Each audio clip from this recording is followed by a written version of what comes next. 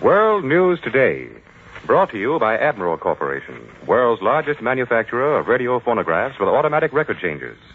This program is presented in behalf of Admiral dealers all over America. By shortwave broadcast direct from important and leading news centers in our own country, CBS reporters are waiting to bring you first-hand news from the world's political and battlefronts. Now, here's Douglas Edwards. American Third Army troops are reported inside the city of Koblenz today, and the First Army bridgehead across the Rhine has been expanded by almost a mile. Supreme Headquarters says American forces have driven to high ground beyond the crossing point at Remagen. The bridgehead area is under German artillery fire. Berlin says American troops have made another crossing of the Rhine 10 miles north of Remagen, and that those units have joined with the main bridgehead, but there's no confirmation. In the air war, German submarine yards at Bremen, Hamburg, and Kiel, and oil refineries were hit today by 2,000 planes of the American 8th Air Force. There are reports the Russians are fighting in the southern suburbs of Danzig and in the streets of Altdam, 4 miles east of Stettin. The Germans say heavy fighting is going on inside Kustrin on the central front before Berlin.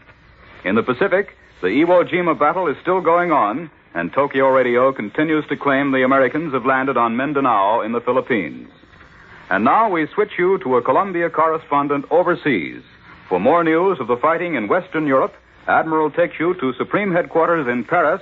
Bill Shadell reporting. After the last few days of thrilling events, today's news of the Western Front might be considered somewhat of an anticlimax, and recognized as such by Supreme Headquarters in its news conference this afternoon. Mopping up operations along the west bank of the Rhine are continuing. Our bridgehead across the Rhine is being strengthened. But these are time-consuming operations. Operations which may scarcely be pinpointed on a map or marked by any large German cities. Across the Rhine, our positions are being improved despite enemy artillery, which is noticeably heavier. Our bridgehead, as well as the bridge that made it possible, is still within reach of that artillery, although the enemy has now been deprived of direct observation. At the request of First Army, no points of identification which might indicate width or depth or present lines are being announced officially. But we are told of an uninterrupted flow of men, tanks, and ammunition onto the East Bank, which is satisfactory news in itself. As to anything further, Chafe justifiably throws out a certain cautious note to quell any speculation on an immediate exploitation or sensational breakout from this bridgehead. There is still considerable work to be done on this side of the Rhine. While the sole remaining German hold of any size west of the Rhine, from Remagen on north, has now been written off by the Canadian Army, there is the pocket below the Remagen crossing containing an estimated 23,000 Germans. These are offering only slight resistance, but the matter of going in and getting them is slowed by roadblocks and the terrain itself. Just south of this pocket, there is still another patch of German-held ground on the north banks of the Moselle yet to be cleared. Meanwhile, our Air Force continues to soften up the Ruhr industrial area and isolate a forthcoming great battlefield. Our Ninth Air Force contributed 750 sorties to this job this morning, while 1,200 heavies of the 8th Air Force were pummeling German submarine construction and oil refineries in Bremen, Hamburg, and Kiel. This is Bill Shadell at Supreme Headquarters, returning you now to Admiral in New York. And for news of the air war and what's what with the German Army, Admiral takes you now to London. Larry LeSueur reporting. The American Air Force returned to Hamburg today. The devastated German port, as well as Bremen and Kiel, was battered by more than 1,200 liberators and fortresses, escorted by 700 American fighters. And Western Germany may not have been free of our bombers either.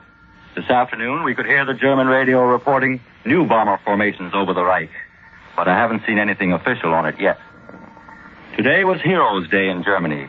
Field Marshal Goering, Marshal Keitel, German Chief of Staff, Admiral Dönitz, and General Gutberg, head of the SS, placed a wreath from Hitler on the war memorial in Berlin's Unter den Linden.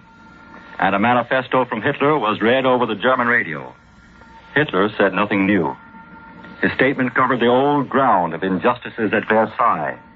Germany as the defender of Europe against international Jewry, Bolshevism, and Anglo-American capitalism.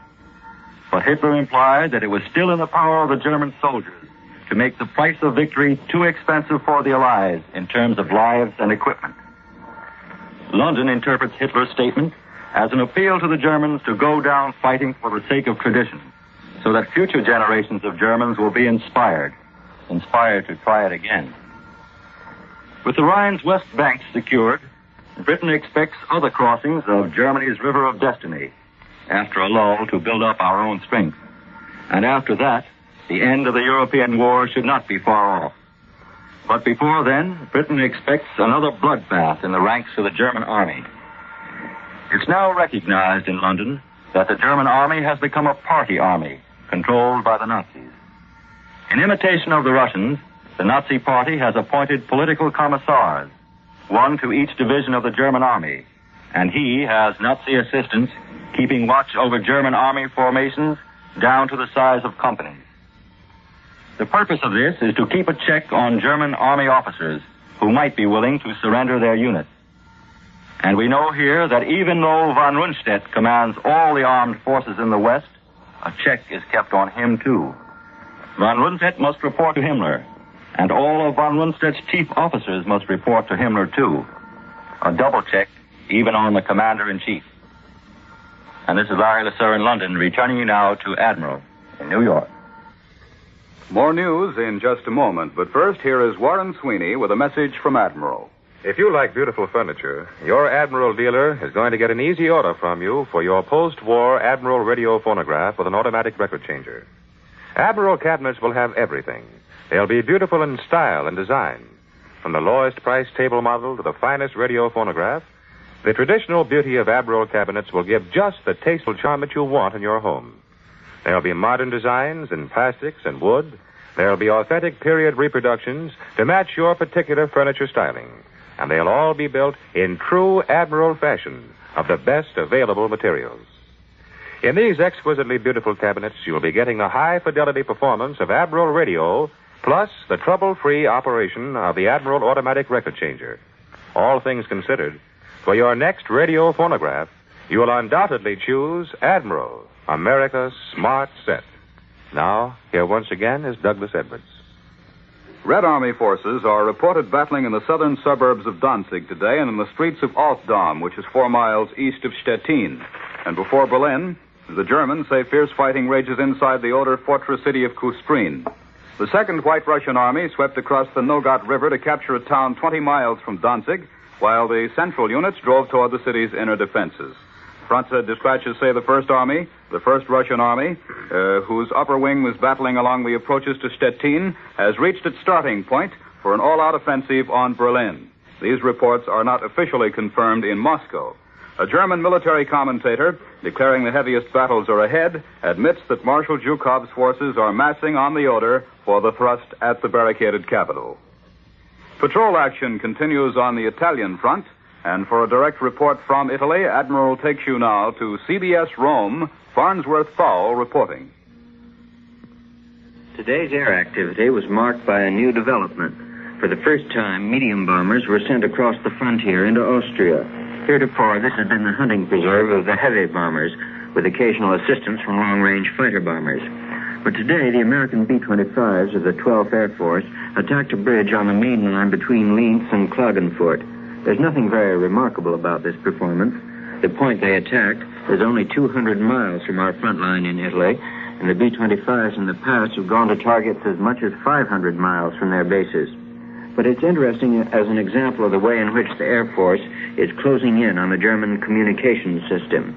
There are still plenty of targets for the mediums in northern Italy. Other B-25 formations today were working as usual along the Brenner Pass railway line. But if the Germans ever give up using the railway system of northern Italy, it will mean very little extra trouble for the mediums to follow them back into Austria. These B-25s have won a high reputation for accuracy in their bombing, and if it isn't too long a haul, they carry a bomb load approaching that of the heavies. Early reports show that the fighter bombers have had a good day in northern Italy. Spit bombers attacked German artillery positions on the 8th Army front. P-47s touched off 15 freight cars loaded with ammunition at Casarsa, west of Udine, and knocked a span out of a bridge near Parma. P-40s, still serving with the RAF, reported 2 more bridges closed up at least for the time being. Pope Pius XII addressed representatives of the Catholic labor associations today in a carefully worded statement of trade union policy. He welcomed the merging of the Catholic trade unions with the others into a single confederation of labor, so long as it stays primarily an organization for collective bargaining and is not used to exploit the worker or against the employer as such. The Pope said that socialization is acceptable only in cases where it seems really essential for the common good, and owners should be properly indemnified. Sketching a new social order, a new democratic economy, he said it was threatened equally by the despotism of anonymous capital and by mass forces which might be ready to use their power against justice and the rights of others. This is Farnsworth Thal in Rome, returning you now to Admiral in New York. In the Pacific, on Iwo Jima, the Marines are slowly pushing their way through the last Jap defenses. The pressure is telling on the bitterly fighting enemy, who is trying to make our conquest as costly as he possibly can. The 3rd Marine Division Patrol, which fought its way onto Iwo's northeastern beach yesterday, reported back to Major General Erskine that they had washed the Japanese stench from their hands in a piercing move that cut the Jap defenders in half. Other spearheads were driven to the Jap-held end of the island, breaking the enemy remnants into ever smaller pockets of resistance. But the Japs are fighting craftily. In some sectors, they apparently are letting the Marines slip through their lines during the daylight, then coming out of their caves and pillboxes to wage night warfare. But the Marines are prepared for this type of fighting and dig in well for the night with strongly established defense perimeters. Flares are installed around their camps so that when the Japs start their infiltration tactics, they can be sighted. There's no lack of supplies, ammunition, food, and water for the frontline Marines, but they're deadly tired from fighting over the rough terrain. And now that the Japanese realize that they're making a last-ditch stand without hope of victory or escape, they're firing more buzz bombs and rockets than ever before. They make an unearthly noise at night, correspondents tell us, and they whistle and groan throughout the day, throwing out smoke and sparks. About 14 of these air bombs landed in the 5th Division area, but they caused no damage. Engineers are working like madmen, trying to blow up caves as they follow the combat troops. But it's impossible to find all the enemy hideouts, so cleverly hidden, a man almost has to fall into the opening of one to see it. Garrison troops on Iwo are going to have little spare time on their hands. They'll be busy for months hunting down Japs who choose to hide in caves rather than fight it out in the open and be killed. Garrison troops on Iwo are going to have little spare time on their hands. They'll be busy for months hunting down Japs who choose to hide in caves rather than fight it out in the open and be killed. Well, the Tokyo radio is still telling of fighting on Mindanao. They say today that American tanks and infantry have landed on that island, the 2nd largest in the Philippines, and are fighting for an airfield at Zamboanga on the western tip. General MacArthur still has not confirmed the enemy reports of a new landing. His last communique, however, told of heavy bombing of the base at Zamboanga, which, as would likely precede as an invasion. On Luzon, the American 1st Cavalry Division drove into Antipola, the southern anchor of the heavily defended line east of Manila, while other American forces on the northeastern sector of Luzon have driven through rugged mountain terrain toward Balete Pass. 7 fires are still blazing in the blackened center of Tokyo today, and another in the capital's harbor, 30 hours after the greatest superfortress raid of the war. A reconnaissance crew which flew over the city today reports that columns of smoke 7,000 feet high still are spiraling up from the devastated 15-square-mile section in the very heart of the Japanese capital. The Tokyo radio said today that Jap troops of the Shanghai garrison have disarmed 2,000 men of the French Army police in Shanghai and have seized communication facilities. Allied forces in Burma have been stepping up their campaign recently. And for a summary of the battle situation on the Burma front, here is Columbia's military analyst, Major George Fielding Elliott. The tremendous military events in Europe and the dramatic storming of Iwo Island have almost caused us to lose sight of the operations in Southeast Asia, where Allied arms are registering remarkable gains. Report has just come in that the Commander-in-Chief of this area, Admiral Lord Louis Mountbatten, has just returned after a 4-day conference with the Chinese Generalissimo, Chiang Kai-shek, and they had plenty of good news to talk about and plans for the future. In Burma, British and Indian troops are fighting in the capital city, Mandalay. Half the city is already in Allied hands. The Japanese are still holding Fort Dufferin, an old fort within the city limits, but this looks very much like another one of those stupid suicide stunts, such as the Japanese Marines pulled off in Manila. It makes no military sense. It just saves what the Japanese call face. More important, however, even than the imminent fall of the Burmese capital, is the operation which immediately preceded the advance to Mandalay. The sudden and brilliant thrust of Lieutenant General Slim's 14th Indian Army across the Irrawaddy River at Pakoku and his advance 30 miles southeast of Mandalay to the road junction of Mike Tila. This thrust cut the main highway between Mandalay and the great seaport of Rangoon, which is a far more worthwhile military prize than the capital itself.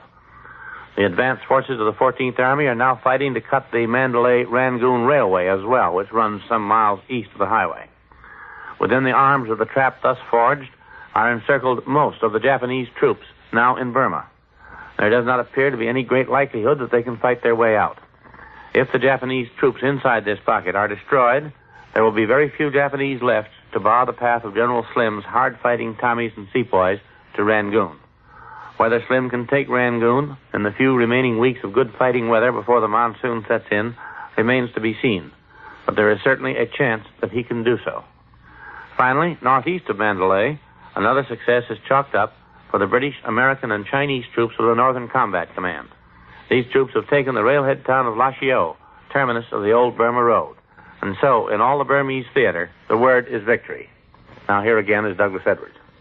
Major Elliott has discussed today the military picture inside Burma. And now for a report on what our capital hears of developments inside Japan, Admiral takes you to CBS Washington, Tris Coffin reporting. Some big news in Washington is locked up in official secrecy.